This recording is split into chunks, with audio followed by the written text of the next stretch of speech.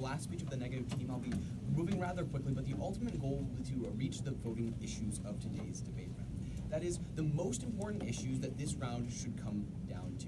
Before I get to that, I'd like to be doing some point-by-point refutation. But before all of that, we must approach the negative philosophy. The negative philosophy is essentially that if we want to uphold justice, we need to use the best options available, and using the best options available means not eliminating military commissions. The affirmative team has been playing some interesting tricks when it comes to their advocacy, because they point to how their advocacy talks about the flaws of military commissions. They use that to then say that these advocates all support eliminating military commissions. That link does not exist, because while certainly some people do advocate the elimination, other sources would rather keep them and perhaps improve them.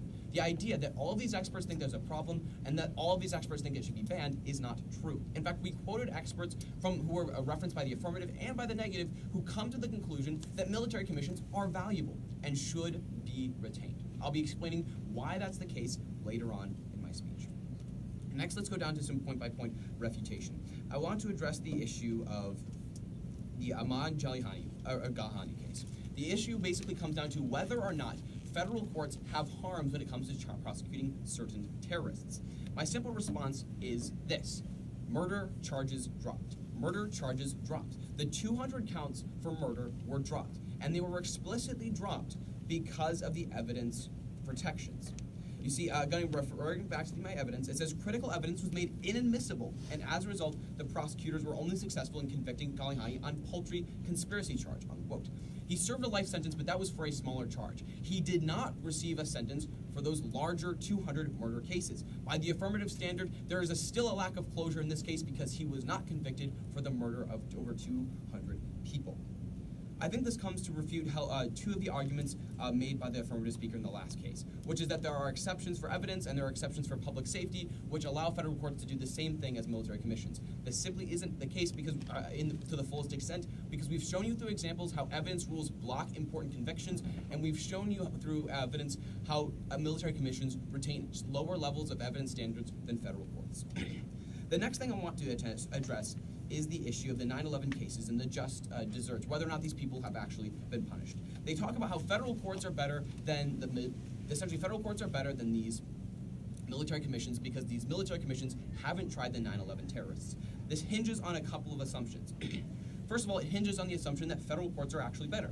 But this is a false assumption, because most of these crimes in which federal courts process people are on smaller crimes. They're lesser issues. These include things like receiving military-style training or providing military support to terrorists. Thus, not the same things as being a high-level terrorist mastermind. So while there are certainly cases where federal courts are effective, that doesn't apply to every case. And still, in the most exceptional cases, military commissions are used. The second and a more important argument is the assumption that if these individuals in military commissions were brought over to federal courts, that they'd actually receive a sentence. That is an assumption that cannot be proven. It's hypothetical. And we have shown you with evidence and with examples how that doesn't always line up. That's not always the case. That brings me to the three main voting issues that justify keeping the system the way it is and preserving the options we have available. The first voting issue: options coexist. Options coexist. There is no harm to maintaining the military commissions. No U.S. interests are lost, no threat to national security, no harm to the U.S. judicial system exists. We can keep this option and only use it when we need to. The majority of cases still go to the federal courts. Thus, all of the advantages to using the federal courts still occur under the current system. When it comes to international cooperation, when it comes to anything else the affirmative team talks about that already happens, these options coexist.